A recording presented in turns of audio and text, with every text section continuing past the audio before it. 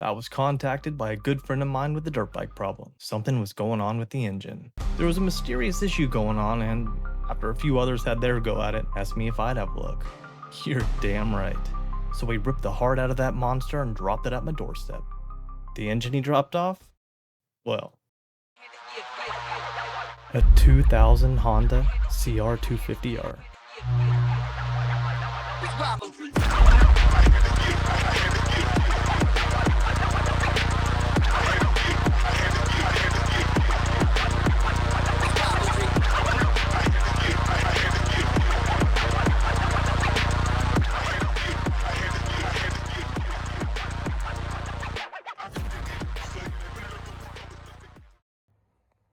So let's go over the issue. What my buddy was telling me about this engine was that it was possibly leaking coolant from the head or possibly out of the cylinder mating surfaces or something.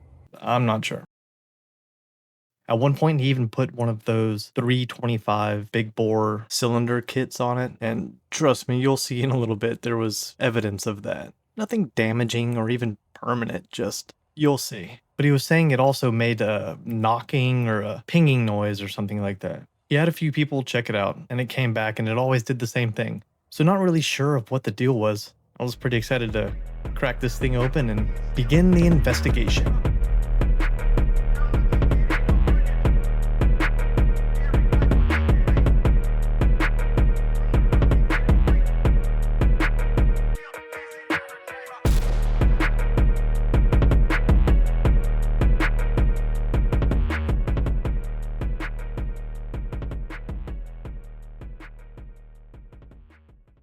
Before doing all that though, the first step was to drain the oil. And as you can see, it was pretty nasty. Super milky, and there were some metal flakes, but nothing overly concerning. However, this was our first big clue. You don't even have to know a lot about dirt bikes to know that oil isn't supposed to have that silver streak in there like that. That is indicative of having coolant in the oil. Wait, rewind that. Did you see it? There.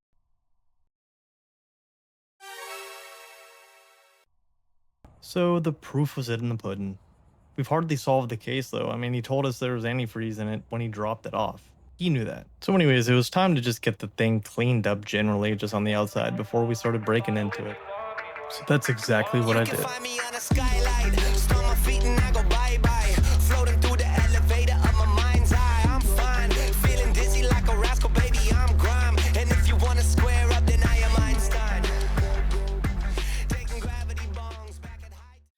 All right, let's get into this bad boy. Please do not judge me with all this. I have like 2 or 3 engine builds going on at one time. So as you can see, so bear with me.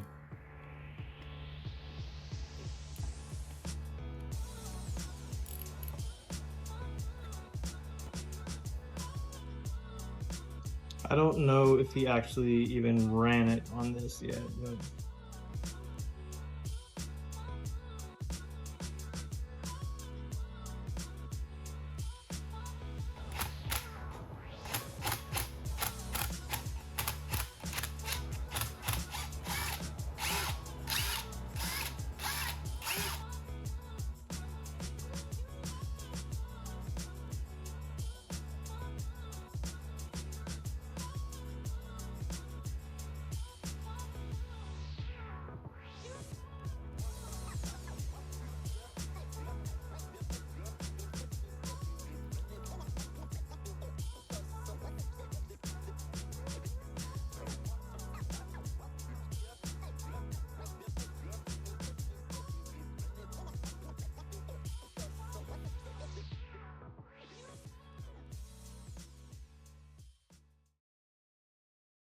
aha, we have another clue. While I was inspecting the cylinder and the flatness of the deck, I found a couple spots where there were signs of possibly overheating or some other issue. But nonetheless, this cylinder deck definitely could use resurfacing. And this was pretty huge because it would explain why there was antifreeze that was leaking out. Here, I'll see if I can get a better angle of it. Jarvis, scan this guy's balls. These imperfections might not look like much, and one might think that the gasket would probably take care of that, but obviously not, right? So now that we have our primary culprit, it was time to start taking the rest of the engine apart. The next step, get the cylinder off, and in order to do that, we had to start with the power valve. This thing really fought me. I had never seen a power valve cover this stuck on, and that is why. And with that off, the next step was to get the piston down to the bottom dead center.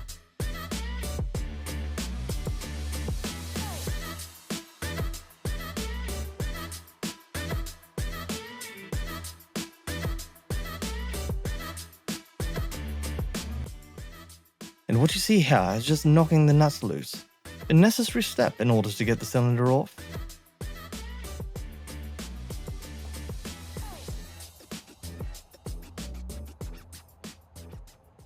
And gotcha. Looking good, old chap. Not looking good. This old power valve has seen better days, but we knew that. Evidence provided when taking the cover off. So after getting the cylinder off and checking it out, you can see where there's definitely some antifreeze that was pulling up. After it leaked out and over through the cooling ports, it was getting into the power valve and then obviously down in through the oil. Alright, so it's pretty obvious what happened here. So for the next little bit here, I'm just going to stop talking, let you guys listen to some music, and check out the teardown of this badass motor.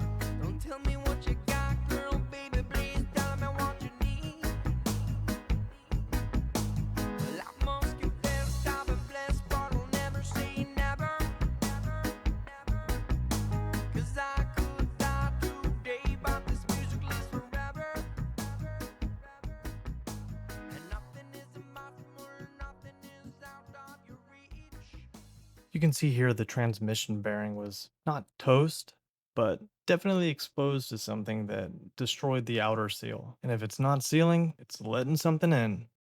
Another clue. If I could just make one recommendation, whenever you're taking apart a dirt bike frame, especially an engine or really any part, and you're not going to be putting it right back together, place the things in Ziploc bags and label the bag.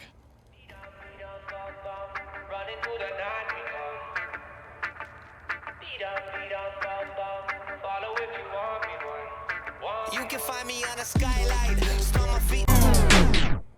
I really hope nobody's trying to follow along to this video on how to take it apart. This is not an instructional video, but if you are, be careful with these little things, man. They are literally spring loaded and will go flying. I go bye-bye, floating through the elevator of my mind's eye. I'm fine, feeling dizzy like a rascal, baby, I'm grime. And if you wanna square up, then I am Einstein.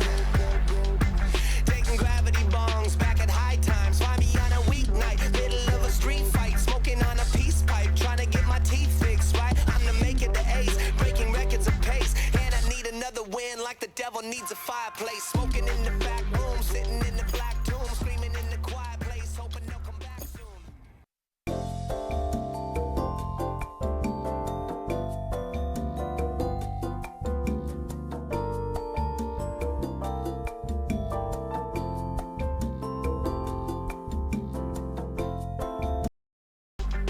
Fuck it, man, I'm tired, mate. It's really pretty pointless when you're sitting at a higher rate. Looking for a hideaway, smoke some and hibernate. I am great. Beat on, bum, bum. Running through the night we come. Beat on, bum, bum. Follow if you want, be one. Want, be one. Beat on, bum, bum. Running through the night we come. Beat on, bum, bum. Follow if you want, be one. Want, be one. People going crazy, yeah, we losing control. The heat is getting hotter like the fire below. Yeah, I'm about to lose it, man, seen it before. About to hit the limit, watch my lid it explode. So now I'm going, get back to California. Cause I've been Okay, no more torch. Huh,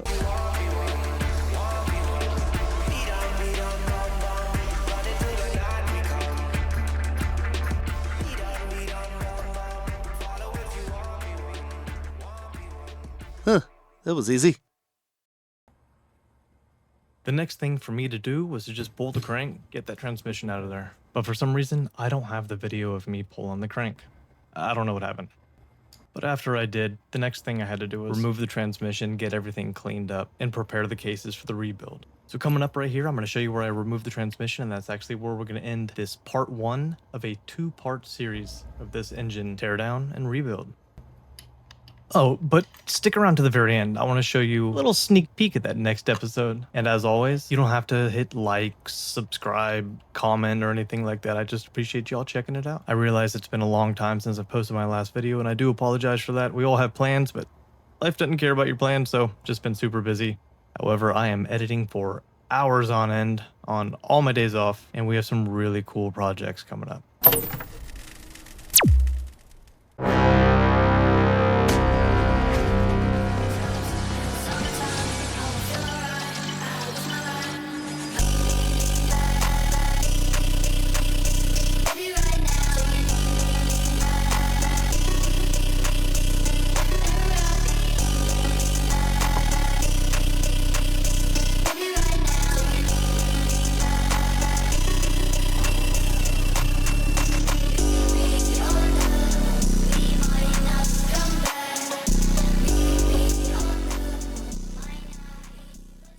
I'll even show you what happened after the install.